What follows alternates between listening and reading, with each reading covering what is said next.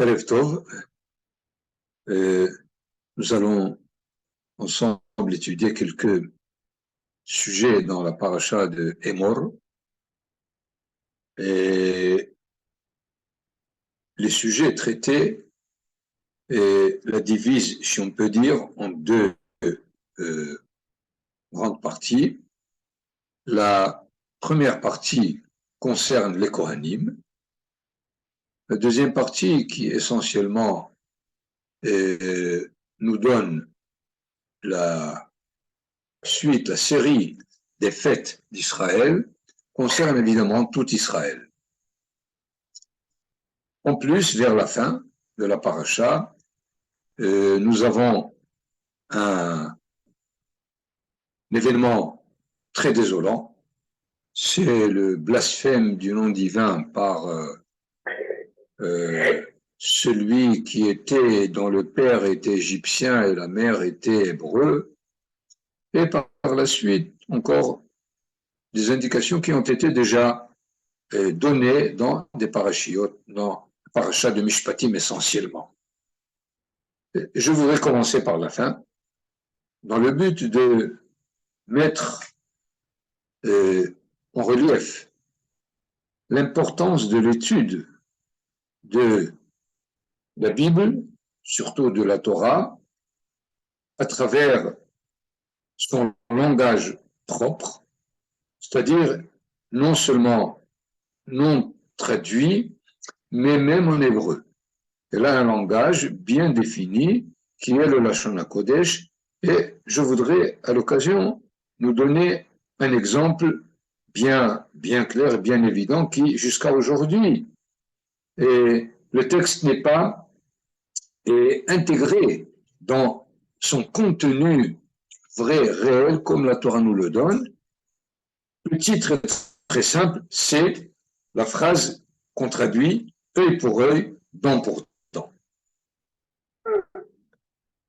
Nathan, donne-nous le texte immédiatement pour que l'on voit la suite des versets d'ailleurs, qui est importante pour expliquer la forme elle-même de cette expression, Aïn tahat aïn, ou Shen tahat Shen, pour voir à travers les commentateurs toute la controverse qui a existé pendant le temps où les Karaïtes étaient bien fondés, bien acceptés, et voir un certain dialogue qui s'est installé entre le Rav Saadia Gaon et un Karaïte que le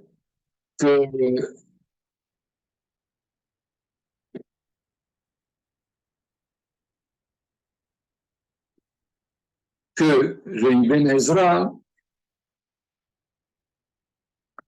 nous rapporte.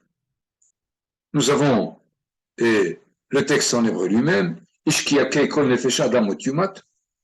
celui qui tue toute âme humaine est passible de la peine de mort.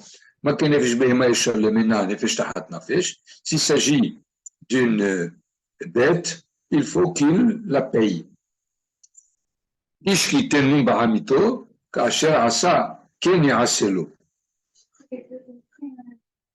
Lorsque quelqu'un implique une infirmité dans son prochain, je vais même rapporter ici une traduction de la Bible, je crois que c'est la Bible du rabbinat. Si quelqu'un fait une blessure à son prochain, comme il a agi lui-même, on agira à son égard. Je vous fais remarquer d'abord le fait que la Torah l'exprime dans un temps passif. Il n'est pas dit qu'Achar Asaken Ya'asulo, puisque c'est comme ça qu'il le traduit, on agira à son égard, mais Ken Ya'aselo, ainsi il lui sera impliqué. Vous voyez donc l'inexactitude, même avant de rentrer dans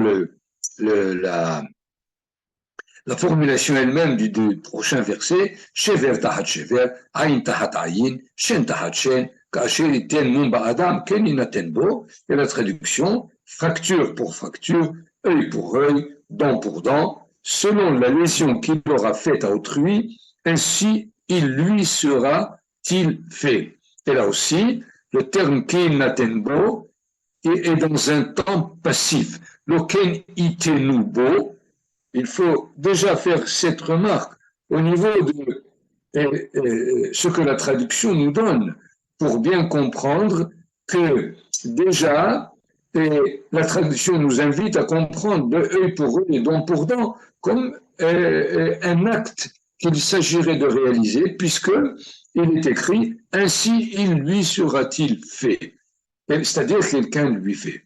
Mais nous allons immédiatement voir qu'on n'a pas besoin de ces petites remarques. Malgré cela, il faut en tenir compte pour savoir combien la traduction est plusieurs fois inexacte parce que difficile à traduire dans une autre langue de la Lashon HaKodesh.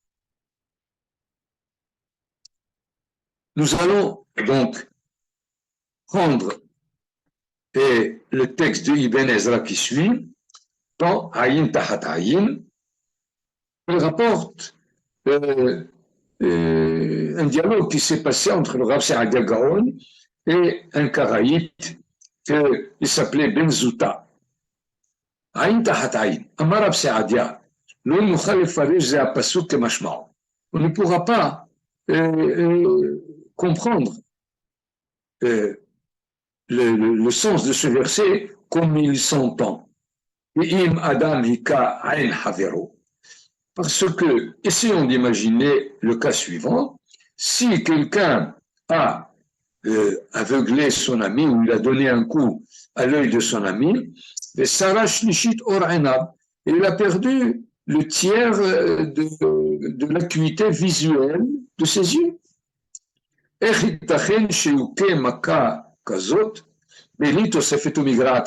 Si on dit œil pour œil, puisqu'il lui a retiré le tiers de son activité visuelle, il faut aussi retirer le tiers de l'autre. Mais comment pourrait-on exactement le réaliser? C'est pas possible. Peut-être aujourd'hui, quelqu'un dira, avec le système laser et la technologie de l'optométrie pourrait même peut-être arriver à ça, mais ce n'est pas la seule raison. Parce que il dit déjà, il risque de l'aveugler pour vouloir lui faire ce que son prochain lui a fait, et au terre caché. Mais encore plus, quand il s'agit d'une brûlure, d'une plaie, d'une lésion, lui, celui qui a été touché, il a tenu le coup, mais celui qui l'a frappé, il se peut que si on lui imprime la même lésion, il risque de mourir, parce que chacun est sensible différemment au coup qu'il reçoit. Alors, Amarlo Ben Zouta, Va'alo Katoub Makom Aher. Bon, tu veux bien comprendre Aïn Tahid, mais voilà que le texte nous dit Asher iten mum ba'adam, ken inaten bo. De la même façon qu'il mettra une infirmité dans l'homme, de la même façon, il faut qu'elle lui soit imprimée à l'intérieur bo. Ve'agaon heshivlo. Et le Gaon, évidemment, Rav Saadia Gaon, le répond Ishlanoubet tahat al. Il est vrai qu'il est dit inaten bo. Nous avons plusieurs fois le beau, c'est pas à l'intérieur, mais à son propos. Et c'est pour cela que le sens, keninaten alav onesh. Il n'est pas dit keninaten beau à l'intérieur, mais, c'est-à-dire dans son corps, mais il lui sera impliqué une certaine punition. Mais Ben Zouta lui répond encore par un verset qu'on a lu déjà tout à l'heure, comme il a fait, c'est ainsi qu'il lui sera aussi fait. Dans le livre de Shoftim, Shimshon dit, Ka'asher asuli ken asiti lahem. De la même façon qu'ils m'ont fait, c'est ainsi que je leur ai fait. Mais Shimshon, c'était dans le cas où on a pris sa femme et il les a punis et pas en prenant leur femme. Mais il les a punis d'une certaine façon. Alors, Ben Zouta et Shivlo, Ben Zouta lui dit, et si celui qui a frappé est pauvre, puisque tu ne dis pas eux pour eux exactement, mais il faut qu'il paye le dommage de l'œil lui-même. Mais s'il est pauvre, il ne peut pas payer. Alors, Hagaon et Shiv. אם עיוור יעביר עין פיקח, מה יעשה לו? כי העני ייתכן שיהיה עשיר וישלם. Parce que le pauvre, il peut un jour être riche et il peut payer. Si quelqu'un qui est aveugle l'autre, alors qu'est-ce que tu vas faire à l'aveugle qui a aveuglé celui qui l'a aveuglé? Tu ne peux pas le rendre, puisque il est déjà aveugle, et donc il ne paiera rien du tout. Mais le pauvre, il va un jour s'enrichir et payer. Donc, tu comprends que toutes les situations ne sont pas assez claires pour impliquer à tout moment, œil pour œil, comme si c'était la loi du talion, comme l'ont compris tous les goyim, et jusqu'à aujourd'hui, probablement, il y a ceux qui tiennent à comprendre que c'est ce que la Torah nous dit. Les aklal. לא נוכל לפרש על דרך מצוות התורה פירוש שלם, אם לא נסמוך על דברי חז"ל. Nous ne pouvons pas comprendre et expliquer la Torah comme il le faut si on n'a pas comme appui ce que les maîtres nous ont enseigné. כי כאשר קיבלנו התורה מן האבות, כן קיבלנו תורה שבעל פה, אין הפרש ביניהם. Nous avons reçu la Torah, la loi orale, et elle est reliée directement à la loi écrite. Et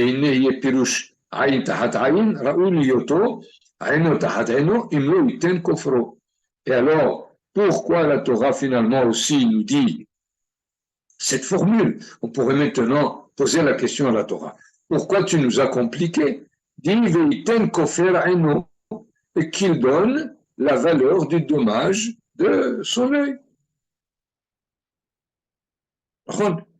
On a expliqué les difficultés d'interprétation si c'est œil pour œil, donc dedans, mais on n'a pas encore compris pourquoi la Torah s'exprime de cette façon, d'une tournure qui risque d'inciter à une mauvaise compréhension, au lieu de nous dire des termes simplement clairs et nets, kofer yutal halav, comme c'est dit à propos d'autres versets.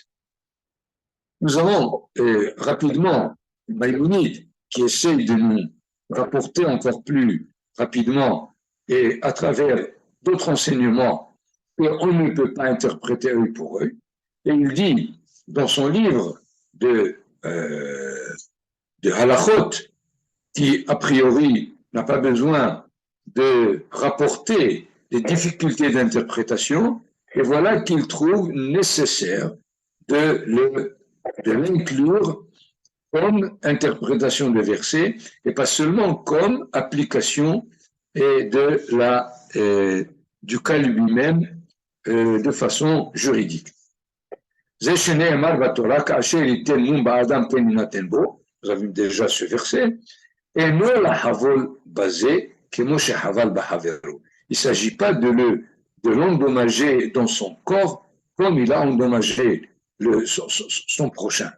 Et là, שהוא ראוי לחסרו עבר או לחבול בו כמו שעשה, ולפיכך משלם נזקו. Il faut qu'il lui paye son dommage et pas lui porter atteinte dans son corps. Et il apporte ici un autre verset, והרי אומר, ולא תיקחו כופר לנפש רוצח.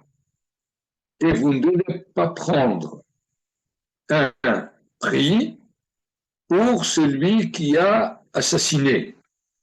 C'est-à-dire, les rotzeach bilvad ou she'en kofer. Si c'est le cas d'un assassin, on ne doit pas prendre de lui l'équivalent de la vie de celui qui l'a tué, et donc c'est seulement pour le meurtrier, les rotzeach bilvad ou she'en kofer, aval lehisaron evarim ou lehabalot yesh kofer. Pourquoi la Torah a insisté spécifiquement dans le cas de celui qui a tué de m'enseigner qu'on ne peut pas l'acquitter par un dommage d'argent, mais cela veut dire qu'on peut le faire pour le cas d'atteinte de dommages dans le fait qu'on a amputé quelqu'un ou qu'on a aveuglé quelqu'un. Là, yesh kofer. Et il continue,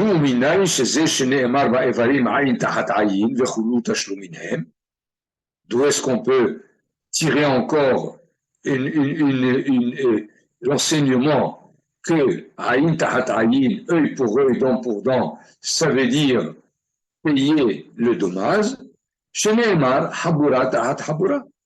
Dans un autre texte de Parashat Mishpatim, dans lequel on retrouve la même formule aïn tahat aïn, shen tahat shen, on trouve aussi habura tahat habura, c'est-à-dire lésion contre lésion. Ou beferouche, mais dans ce cas-là, nous avons un autre verset qui nous dit si quelqu'un donne à son prochain un coup par une pierre ou par un box, voilà que la Torah elle-même, de façon explicite, nous dit qu'il doit lui payer son chômage à cause du dommage qu'il lui a imprimé, il faut qu'il lui paye aussi sa guérison. Donc nous voyons bien, si quelque part on me dit simplement Aïn tahat aïn, shen tahat shen, voilà que la Torah m'a explicité au maximum ce cas-là qui est de shivto iten, son chômage, il doit le lui faire valoir, et il faut qu'il lui rapporte aussi sa guérison.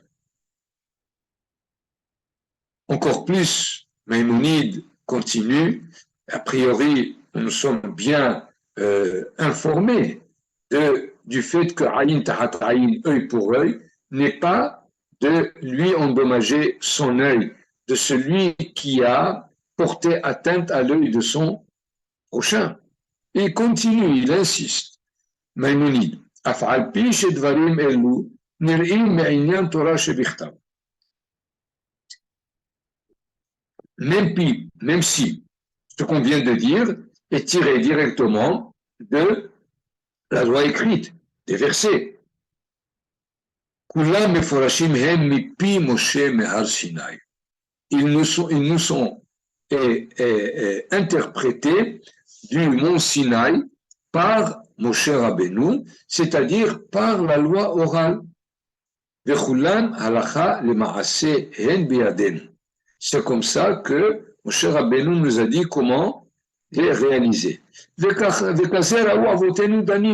comme ça que nos ancêtres ont vu dans les différents tribunaux, dans le tribunal de Yehoshua, Shmuel Aramati, aussi bien de Shmuel Anavi,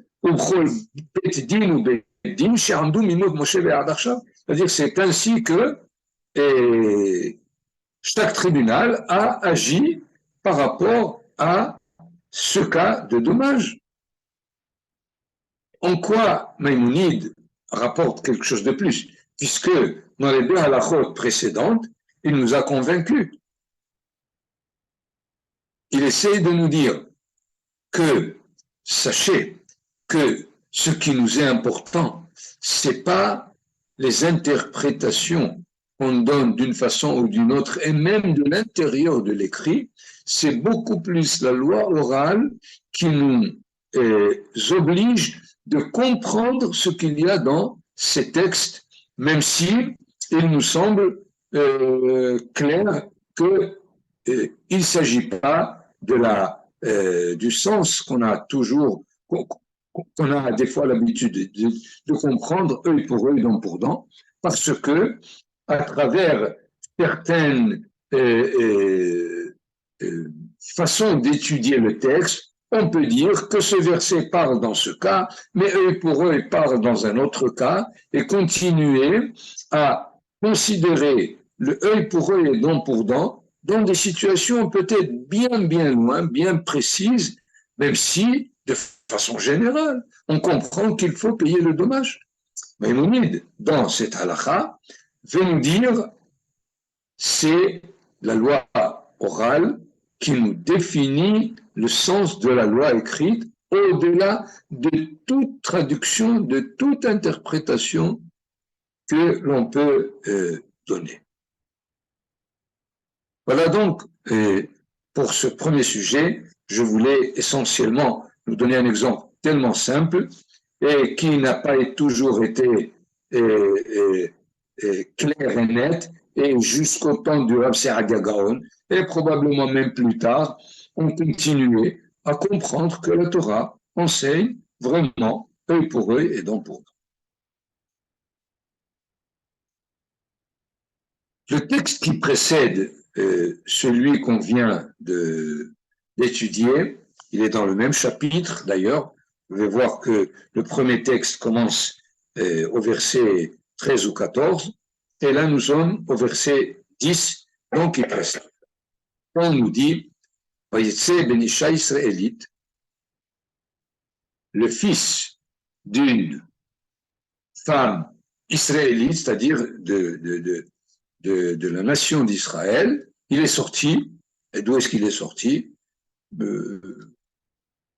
Le Midrash essaie de nous dire qu'il est sorti de sa tente, là où il résidait, pour essayer d'éclairer un problème qui lui a été immédiatement imposé, mais Vehu ben Ish Mitzri. Mais son père était égyptien. Le Midrash nous dit là, c'est l'Égyptien que Moshe avait tué dans la paracha de Shemot. Vayetse Betoch Bene Israël. Qu'est-ce que c'est Betoch Bene Israël? Là aussi, l'interprétation nous dit qu'il s'est converti, étant donné que, avant que la Torah ne soit donnée, est définie comme Ben Israël, c'est dont le père est Israël. Après que la Torah soit donnée, c'est l'appartenance à la nation d'Israël passe par la mer, mais avant c'était les Bet Abotam, les Mishperotam. De toutes les façons, il s'est converti puisque le texte nous dit et Toch Bene Israël. Vainatsu Bamahane, et il y a eu une querelle entre deux, Ben Israélite ve Isha Israélite. C'est-à-dire, ce bonhomme, si on peut dire, de sources différentes, s'est mis en querelle avec quelqu'un, israélite, qui, dont le père et la mère étaient les deux juifs. De quoi il s'agit? Pourquoi ils ont commencé à se quereller? Là aussi, nous allons voir que la mère de ce Ben Isha israélite ou Ben Ish Mitzri était de la tribu de Dan. Et alors, celui-là, dont le père était égyptien, a pris sa tante et a voulu la mettre dans le camp de la tribu de Dan. Alors l'autre lui dit, tu n'es pas de la tribu de Dan, sors d'ici. Va avec les convertis. La langue naturelle va y ben Aïcha israélite et Hachem va y caler. Celui dont le père était égyptien, immédiatement, il a mentionné le nom divin et il a blasphémé. Vayaviru el Moshe, ils l'ont amené à Moshe, Beshem Imo, et voilà, on nous dit quel était le nom de sa mère, Shelomit bat Ivri le Maté Dan. Shelomit bat Ivri le Maté Dan, elle était donc, elle appartenait à la tribu de Dan. Et c'est assez intéressant ici de faire une première remarque. Finalement, le fait de blasphémer le nom divin, c'est une mitzvah qui est même chez les Noahides, même les Goïm. Parmi les 7 mitzvot Noahides, ils ont ce qu'on appelle Birkat Hashem, c'est-à-dire le blasphème du nom divin. Et donc, a priori, il était passible de la peine de mort. Et pourquoi il est dit par la suite dans le verset 12, ils l'ont mis en garde jusqu'à ce qu'ils sachent de quoi il s'agit, c'est-à-dire quel est son sort. Évidemment, par la suite, on apprendra qu'il a été lapidé et la mitzvah ou la punition de tout celui qui blasphème le nom divin est la lapidation.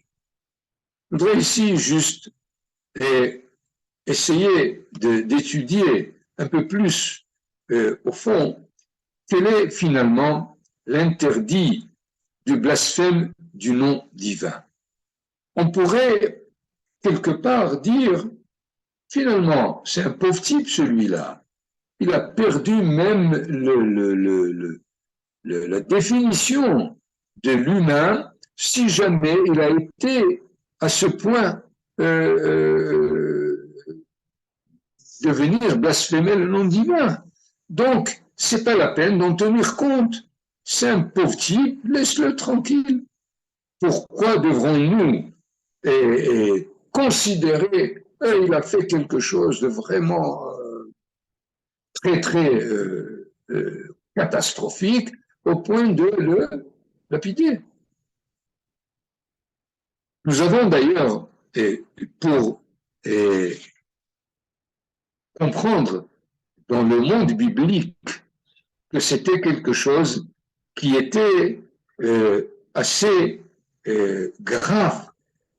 Dans le livre de Job, Iov était atteint dans son corps. Évidemment, il n'en pouvait plus et il s'est mis à se plaindre. Et voilà que la réaction de sa femme qui lui dit « Alech Elohim vamut » blasphème le nom, le Seigneur, et tu mourras. C'est-à-dire, tes souffrances sont tellement terribles, au point où tu ne peux plus les supporter, alors prends-toi une façon de sortir et d'éviter ces souffrances dans le blasphème, puisque le blasphème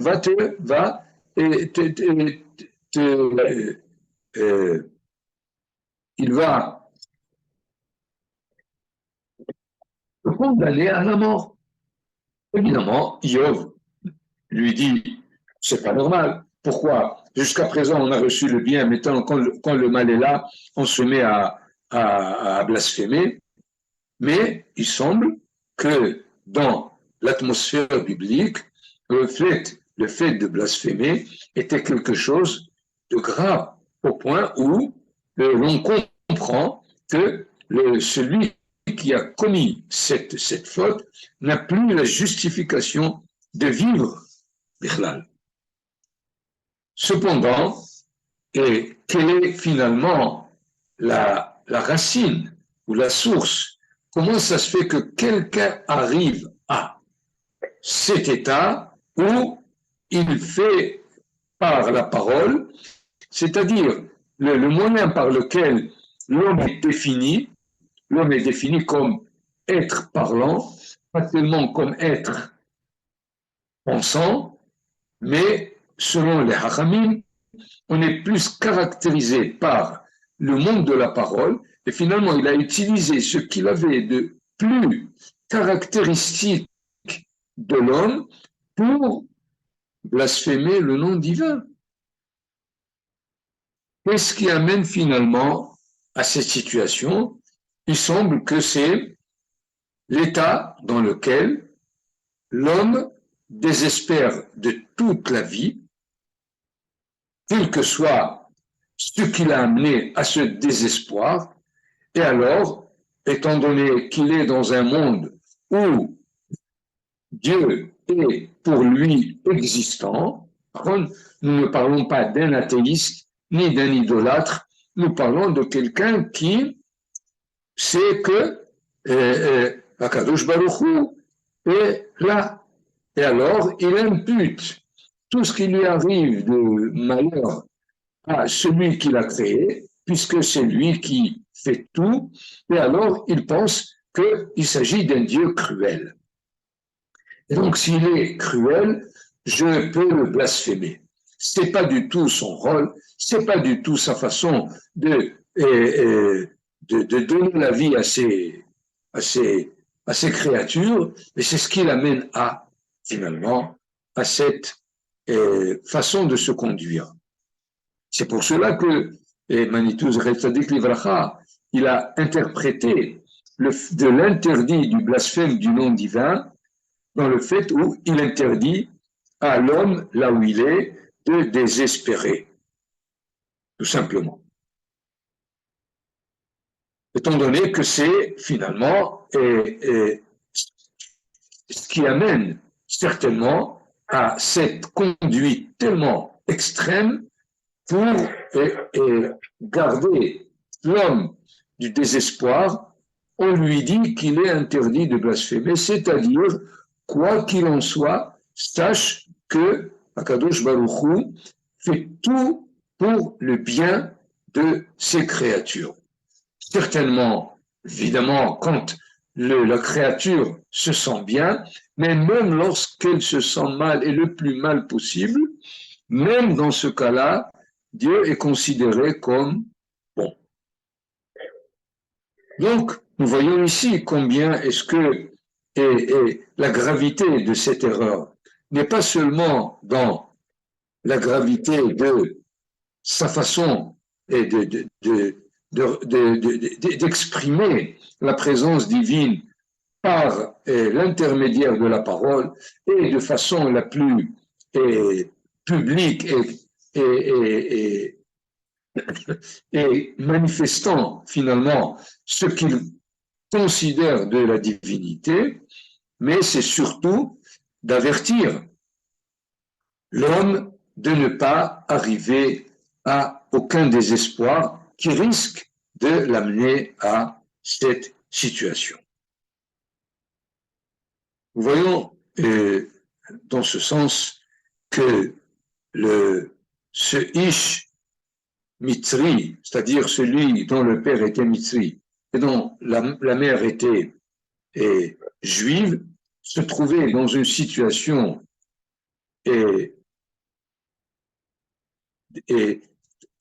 très difficile à définir. D'une part, il s'est converti, mais par ailleurs, on l'a mis dehors, et c'est ce désordre qu'il a en lui a causé sa façon de réagir qui n'est pas justifiée. C'est-à-dire, on peut comprendre la source de ce comportement, c'est-à-dire quand on est dans le doute amène de plus en plus à un désordre. Le désordre intellectuel va s'exprimer quelque part même dans la façon de parler et probablement même dans la façon de se comporter, c'est-à-dire la alimut,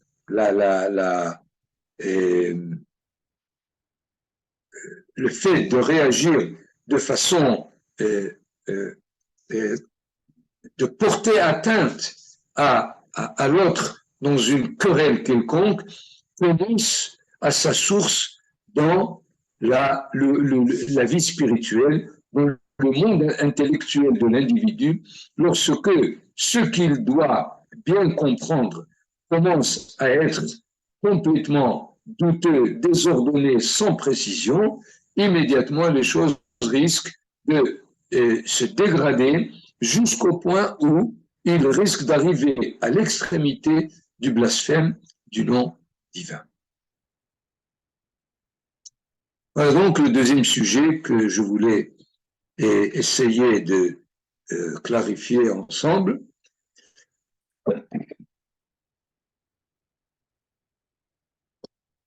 Nous avons à dire encore quelques mots à propos du premier sujet de la paracha, qui demande, qui exige du Kohen de ne pas se retrouver impur par le contact du mort lui-même. C'est le premier sujet. Évidemment, exception faite pour les 7 proches pour lesquels il lui est demandé de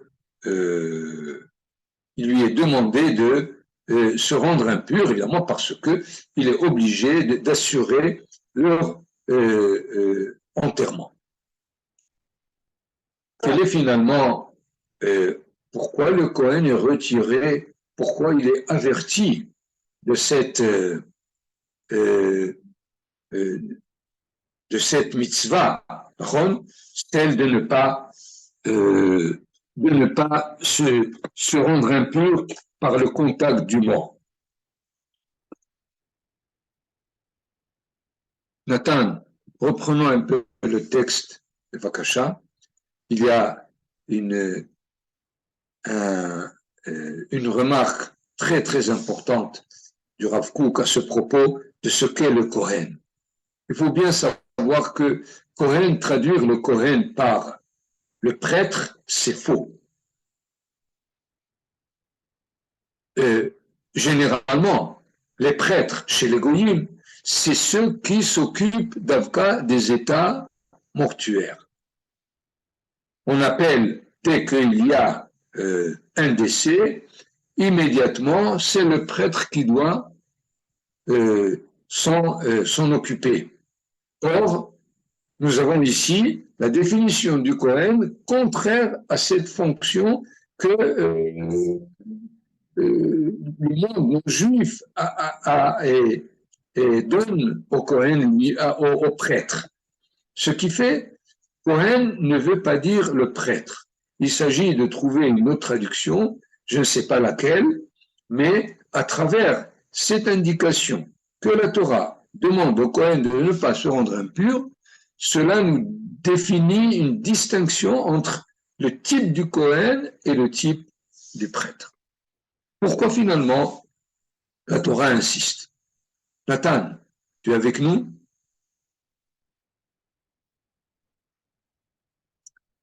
Bon, je vois que Nathan n'est pas là pour nous donner la suite du texte. Je vais essayer de vous la résumer. Toda Rabba. Voilà le texte du Rav Kook qui nous dit Torat Hayim, HaTorah Menahelet Darchei Adam Gam Bechaya Olam Hazeh. C'est-à-dire, Kohanim Nikbe'u Lehorot Darchei HaTorah. Et les Kohanim ont pour but de donner par leur présence dans la nation la valeur de la vie dans sa plus grande intensité, totalité et l'amour de la vie. Et c'est pour cela, dit le Rav Kook, Lo hayu mitameim lametim, si jamais ils avaient aussi la possibilité de se rendre impurs par le contact du mort, ils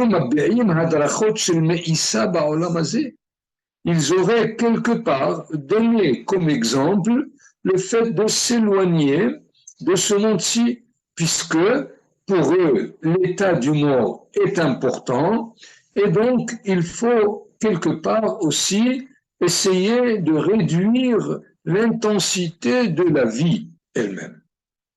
Vous avez ici une interprétation très très fondamentale, puisque nous savons que le monde du Moussar dans la Galoute invitait aux restrictions, invitait aux jeûnes, invitait même à la Malkout, comment on appelle ça, j'ai oublié la traduction, de la flagellation, c'est-à-dire, quelque part, on ne peut pas vivre une vie complète sans passer par ces restrictions.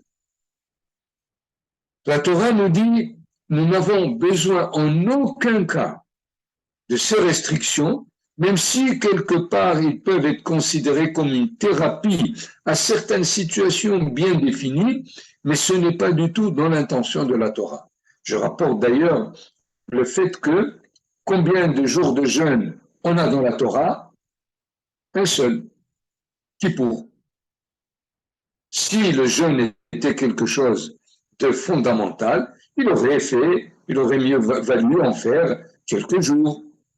Comme ça, on nous rapporte et on nous rappelle qu'il est bien de savoir comment réduire le profil complet de la vie. Et alors, dans cette indication où le Kohen doit représenter par sa présence l'intensité complète de la vie, la Torah lui demande de ne pas se mettre en contact avec l'état mortuaire lui-même. Et le Kohen Gadol, même pour les 7 proches pour lesquels le Kohen doit se rendre impur, le Kohen Gadol ne se rend pas impur même pour cela.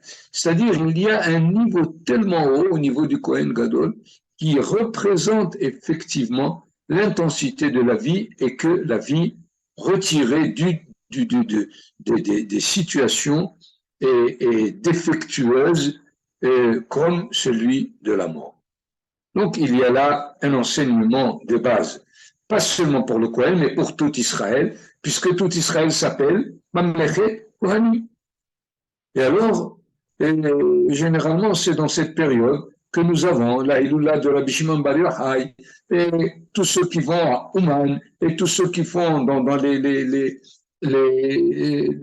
tombes des Kedoshim.